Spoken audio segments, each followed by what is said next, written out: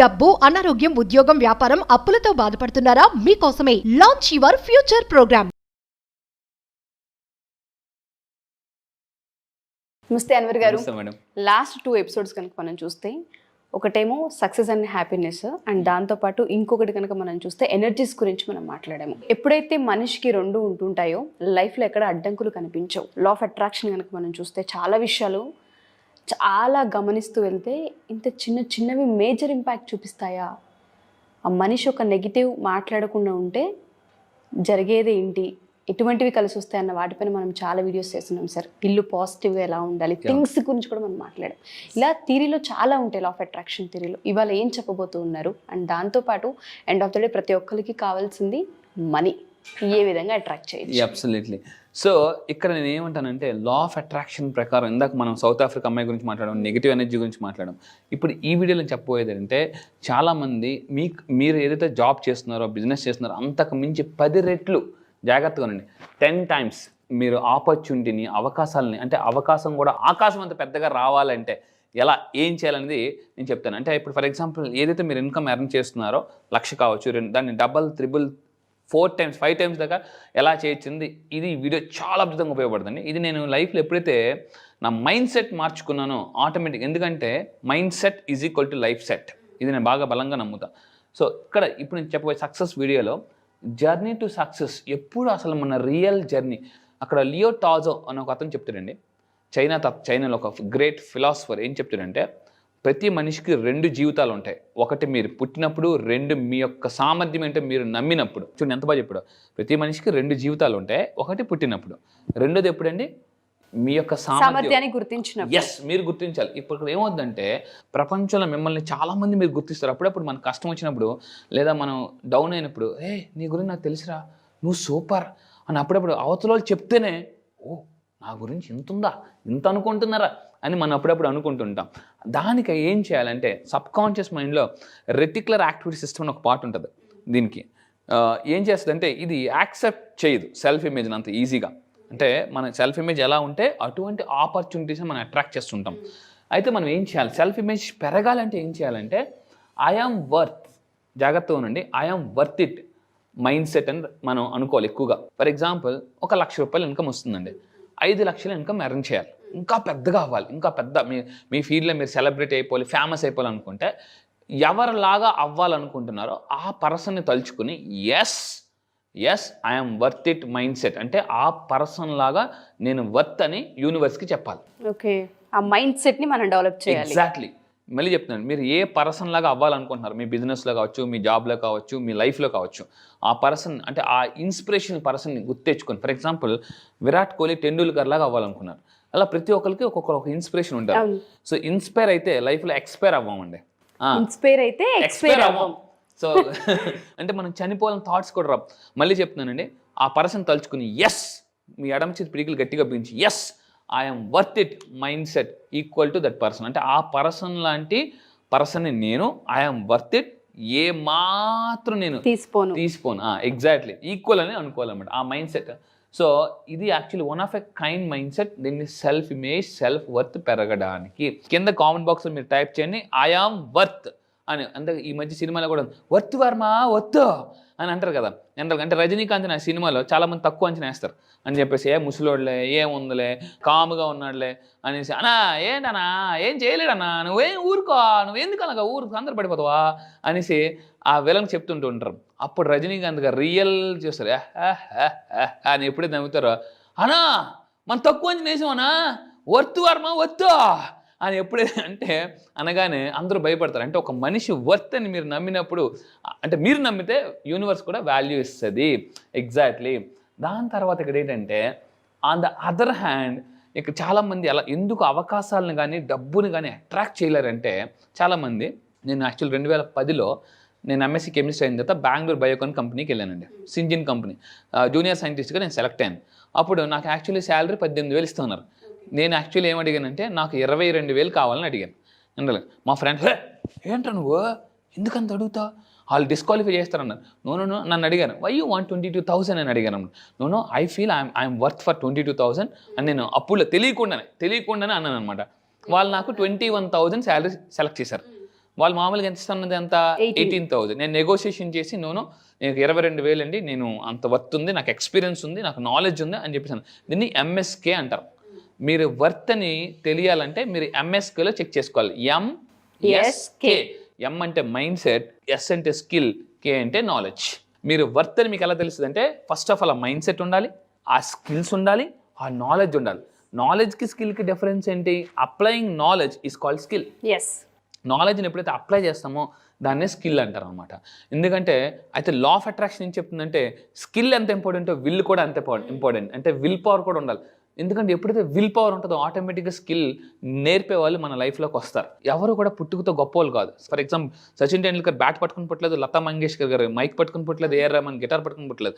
But వీళ్ళందరూ ఏం చేశారంటే ఎదగాలన్న విల్ పవర్ ఉంది కాబట్టి స్కిల్ ఆటోమేటిక్గా డెవలప్ అయిపోయింది. సో చాలామంది ఎందుకు అట్రాక్ట్ చేయలేరంటే ఆపర్చునిటీస్, ఐఎమ్ నాట్ గుడ్ అని. ఫర్ ఎగ్జాంపుల్ సడన్గా మన పక్క నుంచి ఒక BMW వెళ్ళిందండి, లేదా ఆడి వెళ్ళింది. సో బోడిగా ఉన్న లైఫ్ని కూడా ఆడి కొనుక్కోవచ్చు, బియ్యం లేని లైఫ్ కూడా BMW కారు కొనుక్కోవచ్చు, రేంజ్ లేకపోయినా రేంజ్ రోవర్ కొనవచ్చు, గెంజి లేకపోయినా బెంజ్ కొనవచ్చు. సో అంటే ఇలా మనం కొనుక్కోవాలంటే వత్తు వర్మ వత్తు అని మీరు నమ్మాలా. సో అలా నమ్మితేనే మనం వాటిని అట్రాక్ట్ చేస్తామండి. నేను రీసెంట్గా BMW, నేను కమింగ్ సూన్ BMW, నేను వేరే కొత్త BMW కొన్నాను. నేను మొన్నంతా వైజాగ్ షోరూమ్లో BMW షోరూమ్లో ఉన్నాను. సో కార్ ఒకటి సెలెక్ట్ చేశాను. కమింగ్ సూన్ నేను BMW లాంచ్ చేస్తున్నాను, second car. Thank you madam, thank you. ఒకప్పుడు అలా పక్క నుంచి షోరూమ్ వద్దులేరా బాబు, ఈఎంఐలు ఎవరు కడతారు అంటే మెయింటైన్ చేయలేమేమో, పెట్రోల్ పోయలేమేమో, అసలు మనం ఈఎంఐ కట్టలేమేమో అన్న బాధలే ఉంటాయి. కొనుక్కున్న తర్వాత ఒక లాస్ వస్తే అని ఇలా మనం నమ్మడం వల్ల ఏది నమ్ముతామో లా ఆఫ్ అట్రాక్షన్ అదే దొక్కుతుంది అని యూనివర్స్ కూడా చెప్తుందండి. ఫర్ ఎగ్జాంపుల్ కొత్తగా iPhone Pro 16 Max వస్తుంది. చాలా మంది కొనాలి ఉంటుంది కానీ ఎందుకులే ఎందుకు మనకు అవసరమా. కొంతమంది ఎలా ఉంటారు అంటే మనం కూడా కలిపేస్తుంటారు. సో ఇక్కడ ఏంటంటే యాజ్ ఎ స్టూడెంట్ చాలా మంది, ఇప్పుడు మన స్టూడెంట్ లైఫ్లో ఉండేటప్పుడు అండి చాలా మంది స్కూల్లో కాలేజ్లో డౌట్ అడగాలనుకుంటారు. కానీ వాళ్ళు ఏమనుకుంటారంటే నేను కూడా ఒకప్పుడు అంటే నేను కూడా టాపరే, స్కూల్స్లో బాగా టాపర్, కానీ మనకన్నా బాగా చదివే వాళ్ళని చూసి మనం ఏం చేసుకుంటాం అంటే వాళ్ళని గొప్పగా ఊహించుకుంటాం. మన మైండ్లో ఎప్పుడు కూడా మీరు గుర్తుపెట్టుకుని ఏదైనా ఒక 10 persons పేర్లు రాసాం అనుకోండి, బాగా హైలీ సక్సెస్ఫుల్ పర్సన్, ఆ పర్సన్ ఎంత గొప్ప మనం కూడా అంతే గొప్ప అనుకోవాలి. ఇక్కడ ఒక విషయం చెప్తాను. మన నోట్లో 32 పళ్ళు ఉన్నాయి, నాలుక ఒకటి ఉంది. ఒకరోజు 32 పళ్ళకి నాలుగుకి గొడవ జరిగింది, ఎవరు గొప్ప అని. అప్పుడు పళ్ళు అన్నాయి మేమే గొప్ప, 32 మంది ఉన్నాం కదా అని అన్నది. నాలుగు అన్నది లేదు మీరు గొప్పే నేను గొప్పే అన్నది.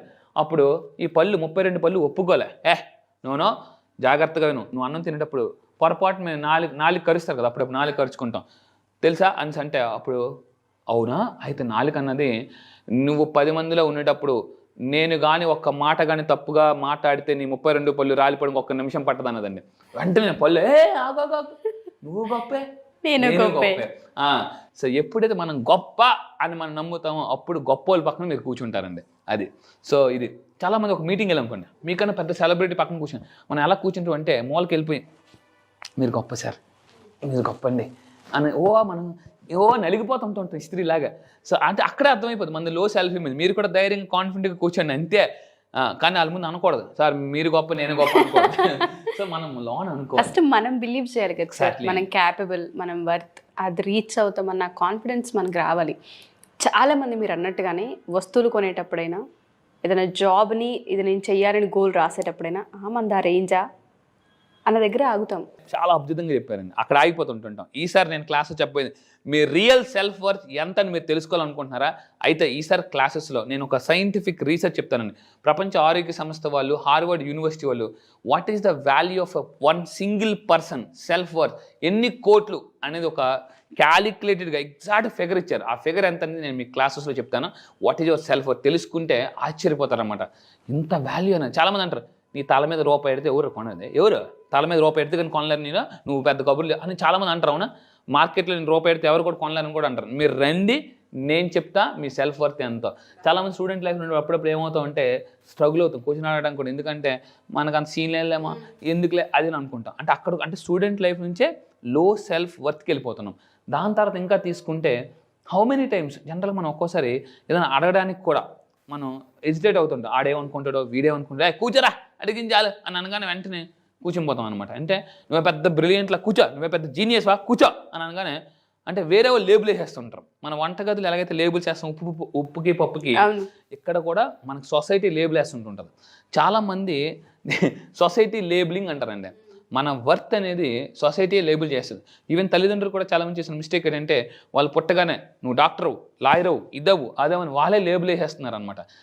మీ పిల్లలు ఎందులో ఇంట్రెస్ట్ చూపిస్తున్నారో అందులో మనం ఎప్పుడు కూడా మనం ఏం చేయాలంటే మనం పాలిష్ పెట్టాలి. అందుకే మనకి ఆల్బర్ట్ ఐన్స్టీన్ ఒక మాట అంటారు, చేపని చెట్టు ఎక్కమని చెప్పొద్దు, చిలకని ఈదమని చెప్పొద్దండి, పక్షిని ఈదమని చెప్పకూడదు. ఎందుకంటే చేప నీటిలో అద్భుతంగా ఈదగలదు. చేప నీటిలో అప్పుడు ఏం చేయాలి, చేపకి ఇంకా ఎక్కువ స్పేస్ ఇవ్వాలి, తీసుకెళ్ళి నదిలోంచి చిన్న చెరువులోంచి సముద్రంలో వదిలేయాలి, అప్పుడు ఇంకా బాగా ఈదగలదు. సో పక్షికి చిన్న దాని నుంచి పెద్ద చెట్టుకు వదిలేయాలి, అప్పుడు అది ఇంకా బాగా ఎక్కగలదు అనమాట. సో మనం కూడా చాలామంది వాళ్ళ పిల్లల స్కిల్ ఏంటి, నాలెడ్జ్ ఏంటి తెలుసుకోవాలనుకుంటున్నారు, కానీ అంతకన్నా ముందు మీ స్కిల్ ఏంటి, ఎస్ అబ్సల్యూట్లీ అనేసి అది రీసెర్చ్ చేస్తే ఆటోమేటిక్. ఎందుకంటే జీవితంలో కొన్నిసార్లు అనాలిసిస్ చేయకపోతే వచ్చేది పెరాలిసిస్. నిజం సార్. ఎందుకంటే మన వర్త్ ఏంటో మనకు తెలియనప్పుడు అగమ్యగోచరంగానే ఉంటుంది జీవితం, క్వశ్చన్ మార్క్గానే మిగిలిపోతూ ఉంటుంటాం. లైఫ్లో మన వర్త్ మనకు తెలియదు కాబట్టి అప్పులు పాలవుతాం, లేదంటే అవమానం పాల్పడుతూ ఉంటుంటారు. చాలాసార్లు వెనక్కి తగ్గాల్సిన పరిస్థితులు వస్తూ ఉంటుంటాయి.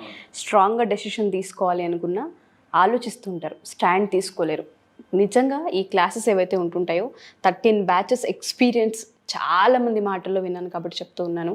ఫస్ట్ స్టాండ్ తీసుకోవాలి అనుకున్నా, ఒక అడుగు ముందుకు వేయాలి అనుకున్నా ఆ మోటివేషన్ అండ్ దాంతోపాటు ఆ గైడెన్స్ అవసరం. అసలు మీరు తీసుకునే క్లాసెస్ చెప్తూ ఉండగానే ఒక 10 days 12 days అలా ప్రొలాంగ్ చేస్తూనే ఉంటుంటారు. చాలామందికి చాలాసార్లు పర్సనల్గా గైడ్ చేస్తూ ఉంటుంటారు. చాలామంది అదృష్టవంతులు అవుతారని చెప్తున్నాను. క్లాస్కి జాయిన్ అయ్యే ప్రతి ఒక్కరు కూడా thank you so much sir.